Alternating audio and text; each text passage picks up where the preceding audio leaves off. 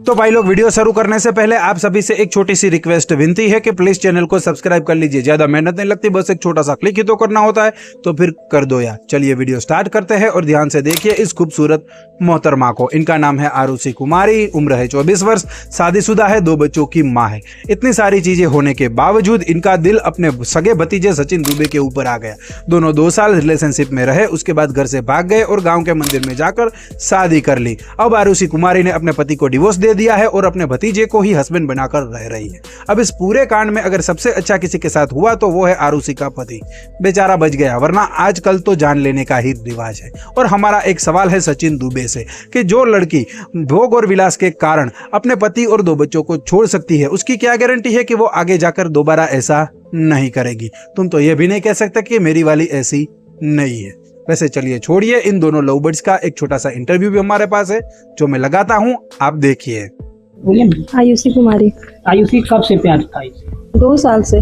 कैसे प्यार हुआ था, कैसे दोस्ती?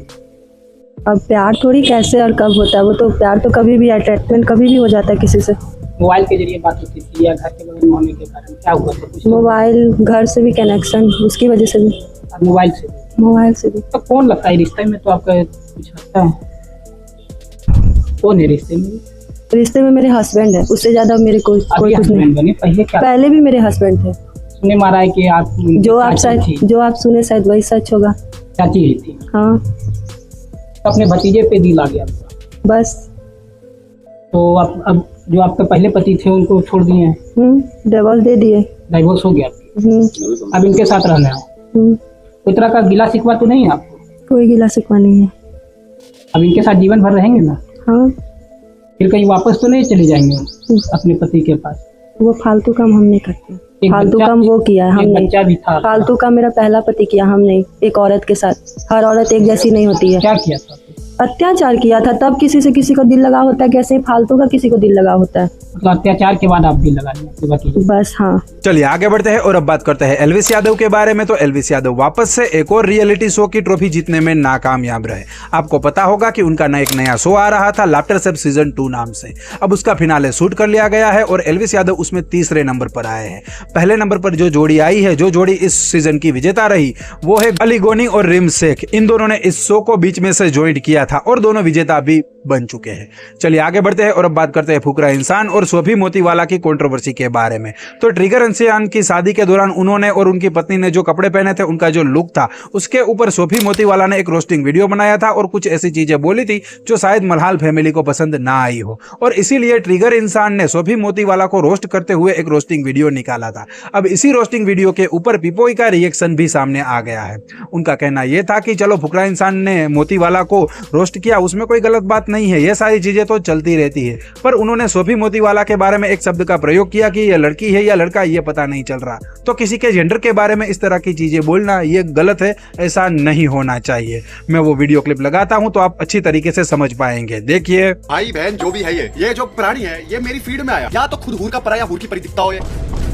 तो देखो सुपरफिशियली ये एक रोस्ट लग सकता है, पर अगर हम ध्यान से देखें, जज करें, तो इस स्टेटमेंट में कहीं ना कहीं एक जेंडर बाइस है। किसी भी इंसान के जेंडर एक्सप्रेशन का मजाक उड़ाना कहीं ना कहीं लूड है, लेम है और चीप है और गलत है। बंदा या बंदे, I'm still getting confused। इसको इतनी ज्यादा चुल है किसी की जिंदगी में घुस के उसको जज करने की। भाई हर इंसान को जज करता है। अब देखिए, जो जेंडर आइडेंटिटी होती है लोगों की एक पूरा स्केल है। कई लोगों में मैस्कुलिन टेंडेंसी ज्यादा होती है, कई लोगों में फेमिनिन टेंडेंसी ज्यादा होती है। यहाँ से वो वाला माइंडसेट भी प्रमोट होता है कि भाई लड़के रो नहीं सकते। भाई मैं तो बहुत रोता हूं। रोने का क्या मतलब यार? आंसू तब आते हैं जब आपके बहुत सारे इमोशंस होते हैं और उनका बाहर निकलना जरूरी होता है, और बाहर नहीं निकले तो गलत ढंग से निकलते हैं, एंगर की तरह या ट्रॉमा की तरह। ऐसी किसी के लुक्स जो रुचिका के लिए भी यूज हुआ है या निश्चय के लिए भी यूज हुआ है पास में, वो भी गलत है। तो दोनों चीजें समझनी पड़ेगी। इनफैक्ट यहाँ सबसे ज्यादा, जैसे मैंने पहले बोला, यहाँ तो फुकरा को तो बहुत ज्यादा समझ आनी चाहिए चीज, जो उसके भाई ने खुद फेस किया है, वो किसी और को क्यों कर रहा है। कोई रिलेटिव जिनके बेटे की वेडिंग थी, उन्होंने मेरे को एक टॉन्ट मारा सबके सामने कि ये तो लड़कियों जैसा दिखता है। जो उसने फैशन का क्रिटिक किया। And the colors, I'm not necessarily sure why he's wearing sunglasses. I mean, look into your wife's eyes. अगर फुकरा उस फैशन क्रिटिक को क्रिटिक करता है, उस पर रिएक्ट करता, तो this would have been an amazing kind of a roast. As I said कि मैं ये भी अंडरस्टैंड करता हूं कि भाई जहां भाई बहन की बात आती है तो बंदा भर जाता है। ये डिफरेंशिएशन रखना बड़ा जरूरी है कि आप एज एन इन्फ्लुएंसर बात कर रहे हो या एज अ वन-ऑन-वन बात कर रहे हो। और जब आप एज एन इन्फ्लुएंसर बात करते हो तो कहीं ना कहीं उस बायस को नीचे ड्रॉप करके आपको कहीं ना कहीं अपने ऑडियंस के साथ एक जस्टिस करना बड़ा इंपॉर्टेंट है। और हाँ, बस इतना ही नहीं, इस कंट्रोवर्सी में फुकरा इंसान को सपोर्ट करने के लिए मनीषा रानी के दोस्त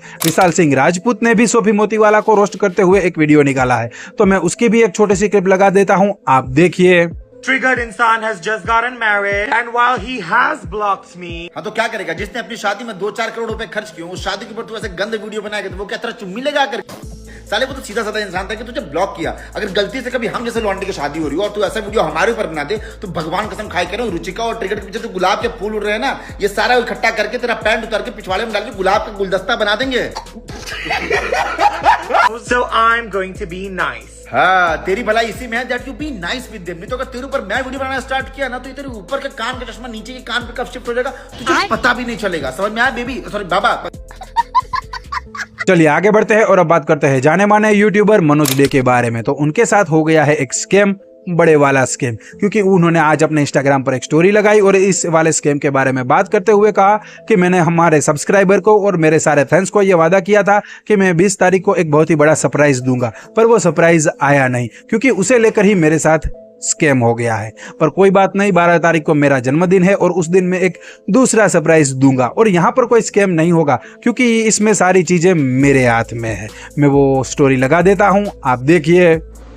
तो दोस्तों, आप सबको जैसा कि पता है कि अभी 2-4 दिन पहले मैंने एक स्टोरी डाला था कि 20 तारीख को एक बहुत बड़ा सरप्राइज देने वाले हैं जिसमें पूरा झारखंड ये हो जाएगा, हिल जाएगा, उल जाएगा। तो 20 तारीख को तो कुछ ऐसा सरप्राइज आया नहीं। आप लोग का बहुत ज़्यादा कमेंट आ रहा है, आप लोग पूछ रहे हैं कि क्या सरप्राइज था, आपने कुछ बताया ही नहीं। तो उसके बारे में अगर मैं आप लोगों को बताऊँ तो मेरे साथ कुछ स्कैम हो गया है 20 तारीख को। कुछ होने वाला था बट वो नहीं हो पाया। कभी अच्छे समय पे, सही समय पे इसके बारे में डिस्कशन करेंगे। फिलहाल उसके बारे में हम लोग बात नहीं कर सकते, कुछ ऐसा प्रॉब्लम है तो उस चीज़ को थोड़ा सा छोड़ो। 20 को कोई सरप्राइज नहीं आया, उसके लिए सॉरी। लेकिन हाँ, 12 जुलाई को मेरा बर्थडे के जो दिन है, बर्थडे वाला दिन, उस दिन एक बड़ा सरप्राइज जरूर मिलेगा, इसमें कोई डाउट नहीं, क्योंकि ये हमारे हाथ में है। और 20 को जो सरप्राइज आने वाला था ना, वो किसी और के हाथ में था। तो किसी और पे जब डिपेंडेंट रहते कोई काम को लेकर के तो भाई कुछ भी हो सकता है। लेकिन 12 जुलाई को मिलेगा ही मिलेगा, और वो स्पेशली आप सबके लिए है, सारे क्रिएटर्स के लिए है जिनको यूट्यूबर बनना है, पैसा कमाना है। वेट करो 12 जुलाई का। बस तो अब इस वीडियो में इतना ही। वीडियो थोड़ा भी पसंद आया हो तो लाइक, चैनल को भी सब्सक्राइब करके जाना ताकि आगे भी हमारी मुलाकात होती रहे।